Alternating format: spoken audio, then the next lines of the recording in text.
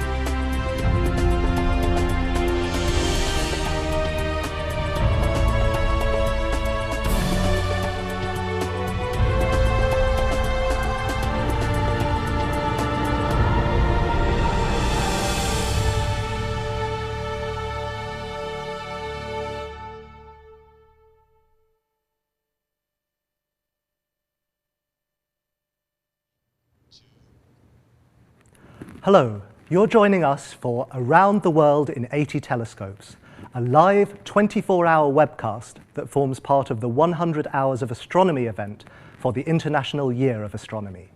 The webcast will be hosted by the European Southern Observatory, ESO, from our headquarters here in Garching, near Munich, in Germany. Over the next 24 hours, we'll be visiting some of the most advanced observatories, both on and off the planet, giving you a chance to find out what astronomers are doing right now. In our schedule, we've got telescopes on every continent and in space, and we begin with some of the observatories on the famous site of Mauna Kea in Hawaii. You can find out more about Around the World in 80 Telescopes, as well as the 100 Hours of Astronomy project, by visiting us on the web at www.100hoursofastronomy.org. And if you've got any messages or questions that you want to send us during the webcast, send us an email to 80telescopes, that's 80 telescopes, at eso.org, that's eso.org. And in fact, we already have our first message from a viewer. This is from Sharon Bamilla, who's watching us from Waianae in Hawaii. So aloha, Sharon, and thank you very much for joining us. It's very good that you're joining us from Hawaii, because that's exactly where we're going to now, in the middle of the Pacific Ocean, where the 4,200-meter mountain Mauna Kea is an excellent site for astronomy and home to many telescopes. The first of these telescopes that we're going to visit is the Gemini North Telescope. But before we join them live, let's find out a little bit about them in this video.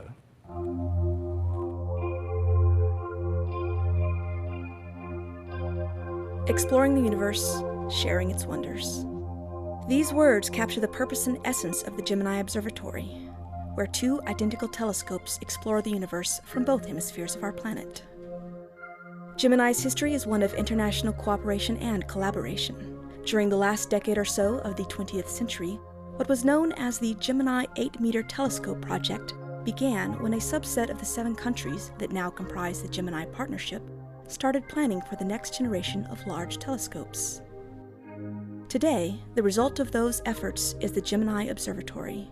Its twin 8-meter telescopes operate from the heights of Mauna Kea in Hawaii and a mountaintop called Cerro Pachon in Chile. The Gemini telescopes observe the universe from the infrared or heat radiation from space through optical light that we see with our eyes. Gemini's huge reflectors, which are about 8 meters or 27 feet across, collect this light with mirrors that are unique among the astronomical observatories. This is because the mirrors are coated with a special layer of protected silver rather than aluminum, which is the more traditional coating for large telescopes. This gives Gemini an advantage in the mid-infrared part of the spectrum, allowing for observations that no other ground-based telescope can do. Now, about 180 employees are responsible for nightly observations, maintenance of scientific instruments, and daily observations ranging from accounting to human resources. The staff is recruited from local communities as well as throughout Gemini's international partnership and the world. They coordinate activities from the base facilities located in La Serena, Chile and Hilo, Hawaii. In addition, each of the Gemini partner countries maintain a national partner office to serve our scientific users around the globe. As it was originally envisioned, Gemini operates in what is called Q mode, where each night observations are made from a list that has been prioritized in advance to best match the conditions and circumstances of the sky. In one night, observations could be made from planet hunting to searching out the beginnings of the universe, switching between instruments that are kept at the ready to collect data. One of the things that makes Gemini so powerful is the ability to observe time-critical events, such as sudden, violent gamma-ray bursts. Often, there are only a few minutes of warning before an observation must be made that will catch an event as it unfolds in the sky.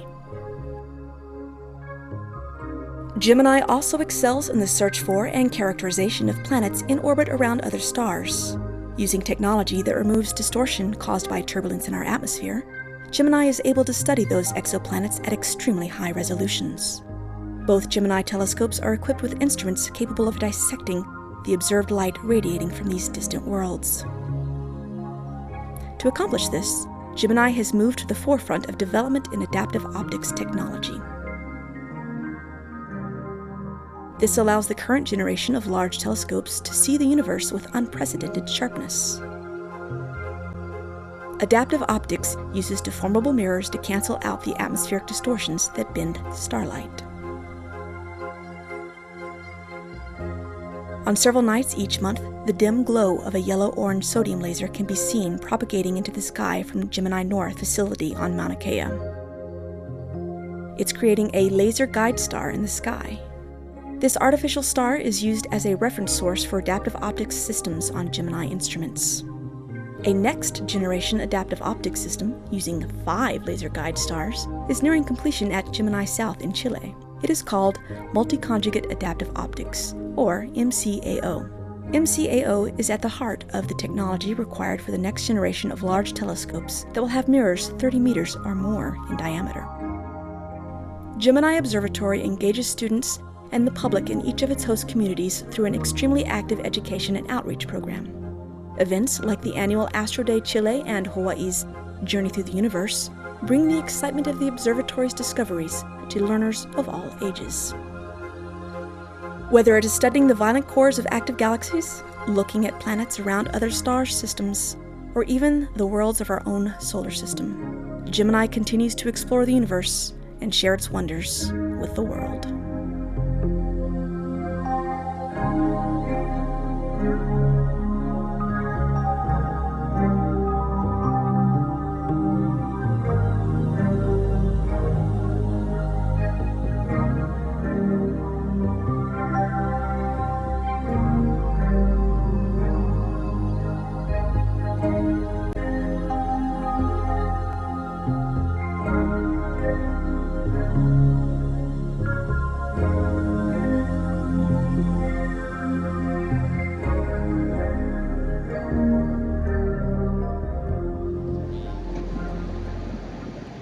We're now going live to Gemini North Telescope. Hello. Hi, Douglas. Hi. Hi, Scott. Could you introduce yourself and tell us what you do at the observatory? I know you already, but our viewers don't. I sure can. My name is Scott Fisher, and I'm a staff astronomer here at Gemini, based at Gemini North, but I have observed at both Geminis, actually, Gemini North and Gemini South. Okay, and could you tell us a little bit about the observatory and its location? We've already seen quite a lot of it in the video already, but just recap, tell us really the basic facts of what we should know about the Gemini telescopes. Sure we can. We're very proud to say that Gemini is one of the largest telescopes in the world, with our friends here on top of Mauna Kea, the Keck telescopes and the Subaru, which we'll talk to in a little while.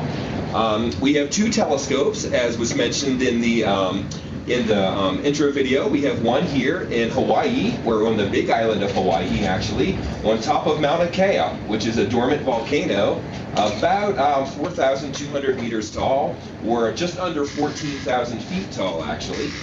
You'll notice that even though we're in Hawaii, we have warm sweaters. It's quite cold up here. It's around 0 Celsius tonight.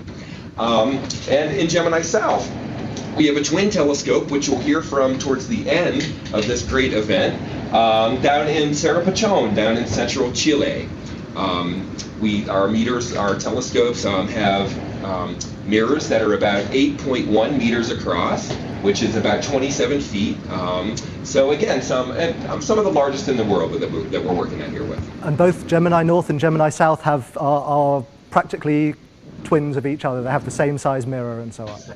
They do. As a matter of fact, it's quite interesting. If you do get lucky enough to travel to Gemini South, the telescopes are exact twins of each other. When you walk into the dome, they're painted the same color and they look quite the same.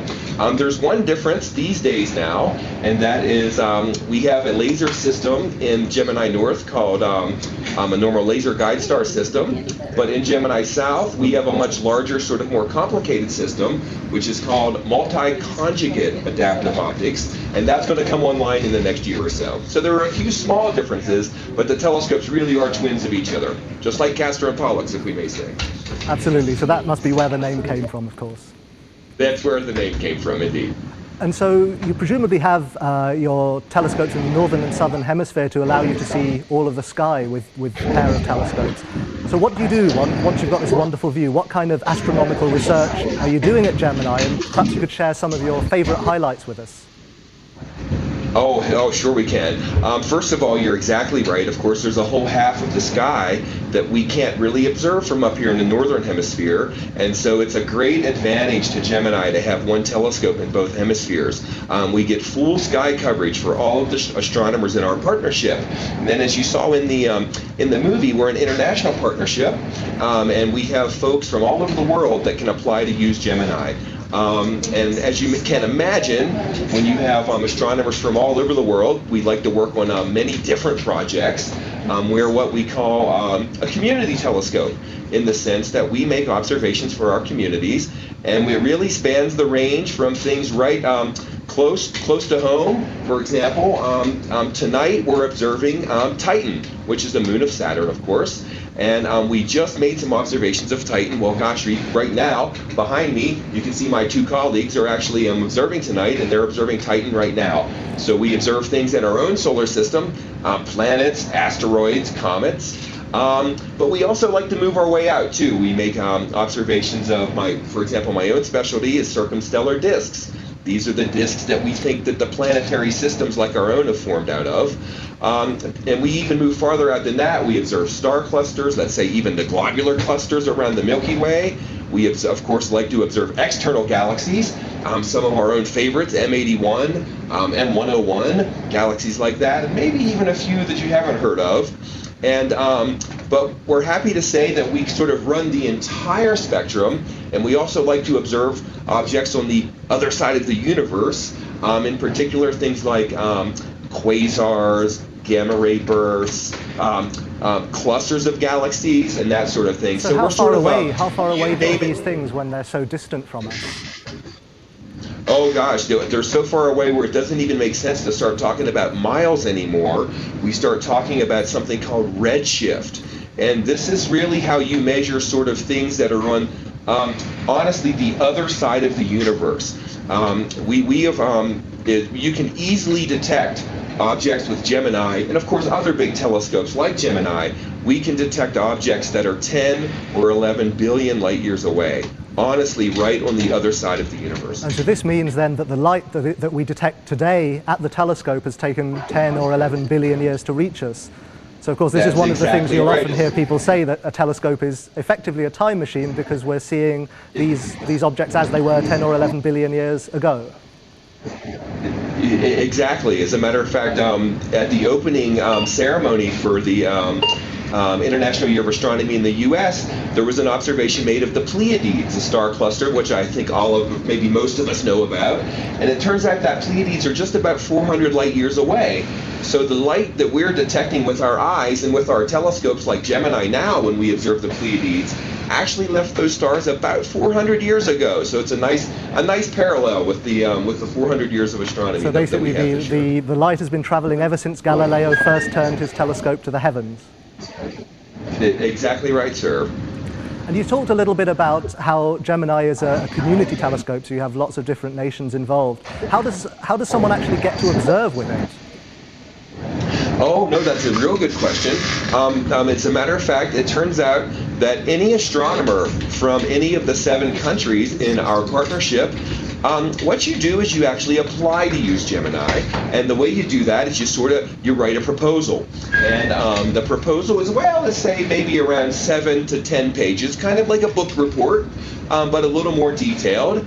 And what you do is you tell Gemini, hey, I would like to use your telescope for, let's say, 2 nights to observe these objects. And then you have to make an argument about why we should be able to observe them and what kind of science you'll get out of them. And then that proposal goes to a panel of astronomers. And then it's judged on, is it good enough, and are they going to give time to them? Exactly right, sir. Those astronomers are the ones that decide whether you can get the time or not. Okay. And you spoke earlier about some of the wonderful galaxies that you've been observing with Gemini. I understand that you have a special exclusive image that you're wanting to share with us, especially for this webcast. No, we do indeed. As a matter of fact, it's an observation we made for this program right now. We were very excited, and we wanted to have a new. Oh my gosh, I see it right there. The galaxy we decided to observe is NGC 3359.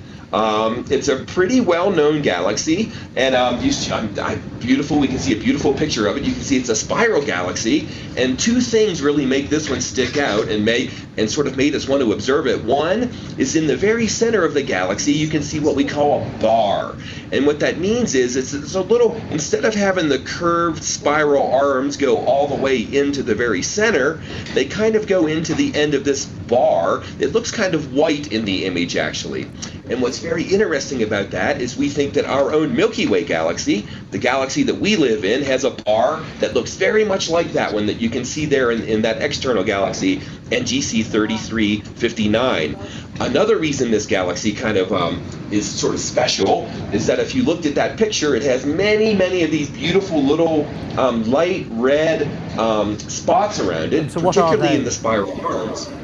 Say again, sir. What do the red dots actually mean? I noticed them in the image, but and what are they are is, sure, those are regions of star formation. That is, in all of those regions in that galaxy, young stars are being born right now, and they give off a certain type of radiation that kind of makes the surroundings glow red. And optical telescopes like Gemini and our colleagues here on Mauna Kea, it's very easy to detect that type of emission. Oh, so that's wonderful. So we're getting an excellent view of a galaxy, and we're also seeing starbirth in action. Well, before we say goodbye... It's actually, as a matter of fact, it's known as a starburst galaxy. Mm-hmm. Wonderful, wonderful. So before we say goodbye, is Gemini North planning anything else for the 100 Hours of Astronomy project? Oh, we are, as a matter of fact. Gemini North, we have a big star party that's going to happen just tomorrow night down in Hilo, Hawaii, with one of our colleagues at the Imiloa Science Center. And many of our astronomers, who are also hobby astronomers, will take their telescopes and take part down in there. And we have, of course, we have a couple other images to release and things like that too. So we want to be a major player, and let us say that we are extremely excited and proud to be the kickoff of the 80 telescopes trip. Wonderful. It's great to speak to you. Thank you very, very much for taking the time out of your night, and I hope the rest of the night goes well for you. Thanks a lot, and aloha to everybody. Aloha. You're watching Around the World in 80 Telescopes. Stay with us with our next host, Joe Liska, for the next stop on Mauna Kea, Subaru Telescope.